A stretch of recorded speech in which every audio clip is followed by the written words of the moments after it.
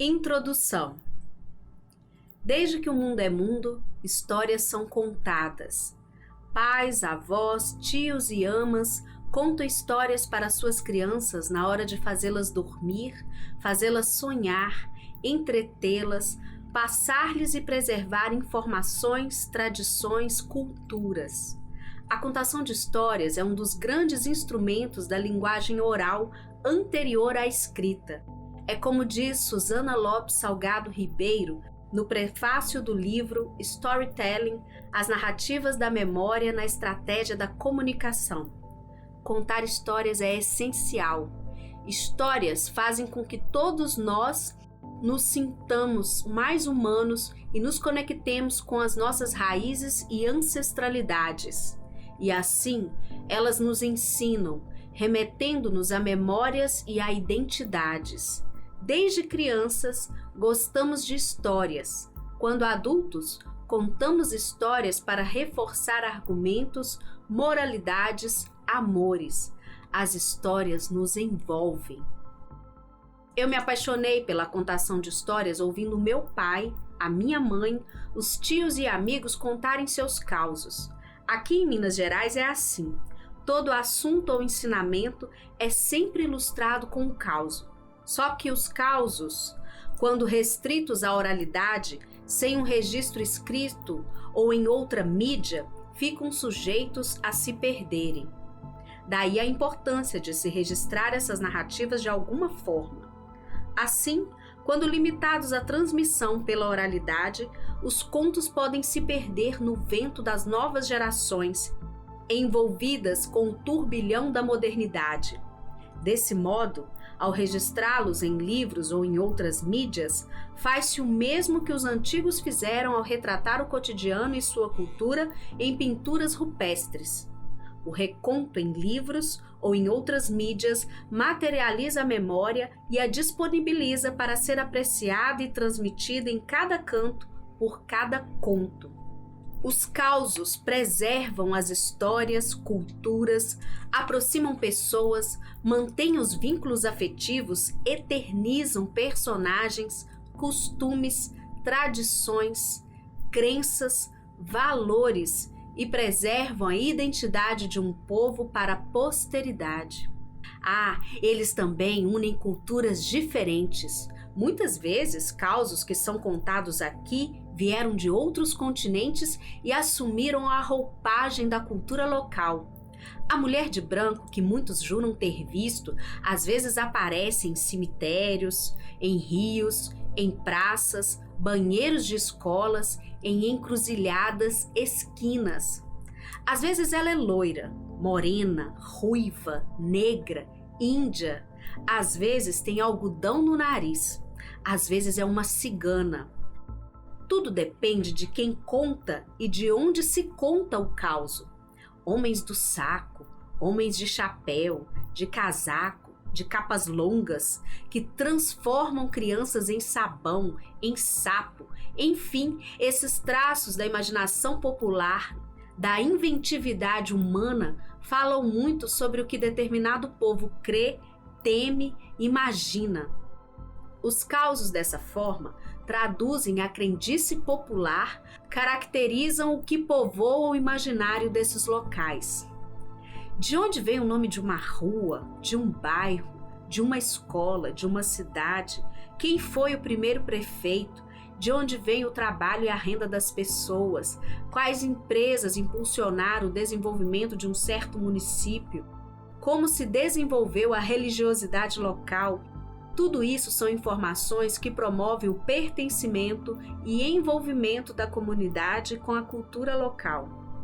É mais provável que se admire o que se conhece.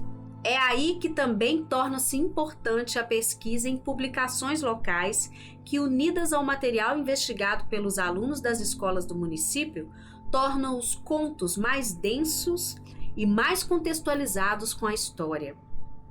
Um caos pode misturar ficção com realidade. Não tem compromisso necessariamente com a verdade. É tão somente uma interpretação transmitida de forma a interessar o ouvinte. O que vale nesse caso é aprender o dito popular. quem conta um conto aumenta um ponto. A oralidade faz isso com a realidade e com a imaginação. Contos baseados em fatos reais fazem pessoas reais se misturarem com a ficção, transformando-as em personagens lendários e extremamente apetitosos para o paladar de quem gosta de ouvir causos.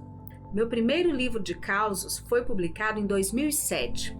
O livro Tudo Outra Vez, Histórias de Agricolinos, recontava causos de alunos, professores e funcionários referentes à vida de estudante na antiga Escola Agrotécnica Federal de São João Evangelista, hoje Instituto Federal de Minas Gerais, campus São João Evangelista. Uma parte muito prazerosa do processo é garimpar esses contos. Como fiz isso no meu primeiro livro? Deixei um gravador com pessoas que fizeram relatos e eu os recontei, muitas vezes temperando o fato para torná-lo mais apetitoso, aumentando um ponto aqui, um ponto ali, em determinados casos mudando o nome de pessoas para manter a privacidade. Assim, transcrevi as histórias recontando-as no livro. Com ele, aprendi o poder de um livro de contos para preservar a cultura, incentivar o gosto pela leitura, porque os alunos da escola devoraram esse livro como uma fome que raras vezes eu havia visto. Recebi diversos e-mails, ligações, mensagens por telefone. Por incrível que pareça, encontrei leitores que tremiam quando eu os abraçava, diante do fascínio que era conhecer um autor que os havia tornado personagens. E foi refletindo sobre essa dinâmica que surgiu a ideia de incentivar alunos de comunidades interioranas tão ricas em causos a largar um pouco o WhatsApp, o Facebook, o Instagram, para ir em busca de seus causos, daquelas histórias que os avós contavam e que ouviam nas ruas, e aquelas que eles ainda não conheciam. Os motivos dos nomes das ruas, dos bairros, quem era aquela pessoa que dava nome à praça, enfim, descobrir o lugar onde nasceram e vivem por meio dessas narrativas. Colocamos nas mãos deles o poder de escolher quem ou o que seria eternizado em sua comunidade, quais histórias seriam lidas por seus filhos e netos.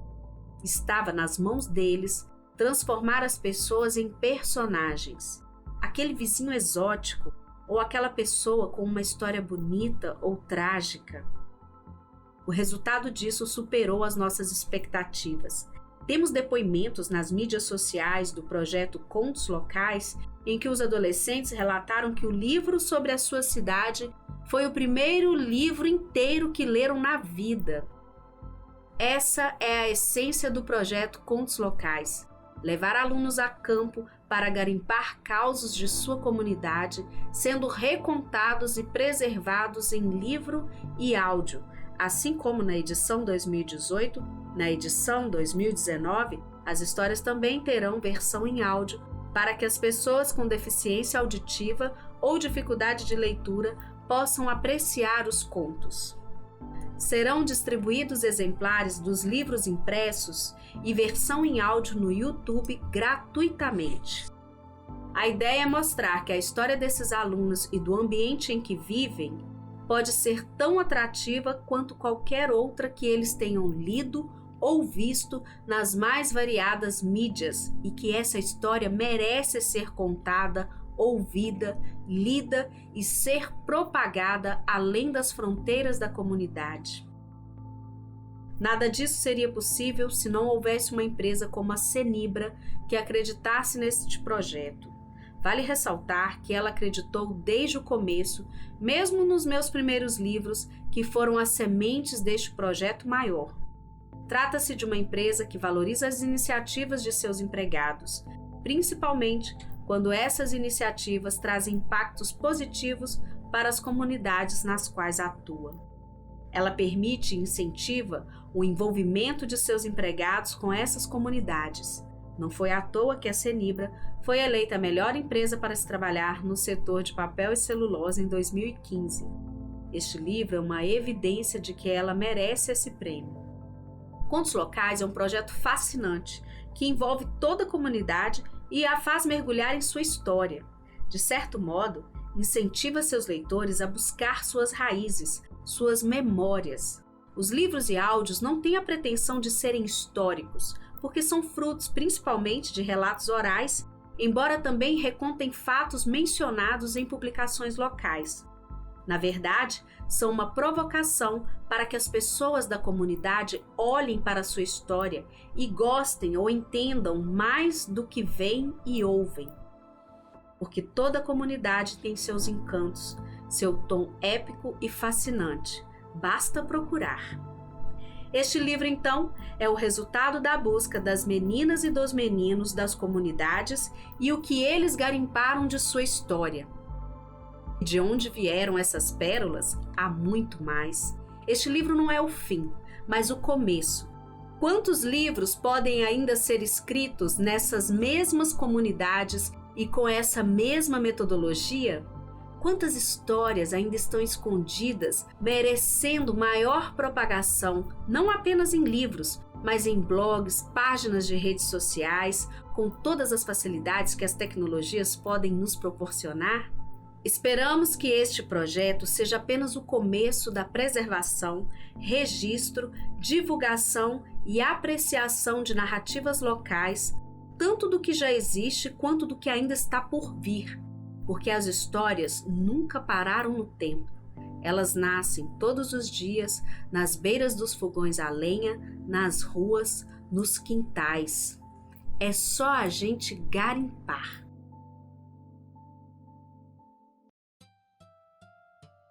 Quem conta um conto, aumenta um ponto, diz a sabedoria popular.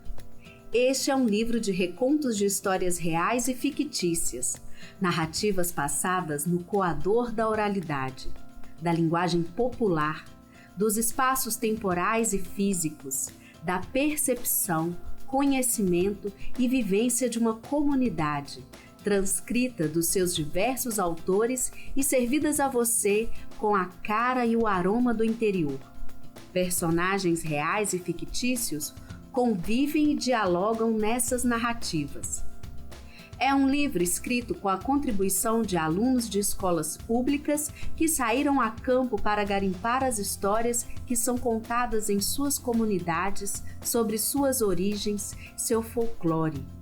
Para isso, ouviram o povo, avós, pais, vizinhos, amigos, buscaram publicações, coletaram amostras de momentos, personagens e histórias, sempre tendo como mote a linha "O que o povo diz sobre". O projeto Contos Locais certamente provocou a imersão desses alunos na cultura local, conduzindo-os à pesquisa, ao conhecimento de suas origens. A ideia é incentivar, ao mesmo tempo, a leitura e o entendimento sobre as raízes culturais da nossa sociedade. Os dados coletados pelos alunos foram transformados em recontos e organizados neste livro, também disponível em áudio, para pessoas com deficiência visual ou dificuldades para leitura. O material será disponibilizado gratuitamente, gerando o registro, a conservação, apreciação e valorização da cultura local. Ler este livro é provar o gosto da cultura popular. Tem sabor de broa de fubá, de quitanda. Tá servido?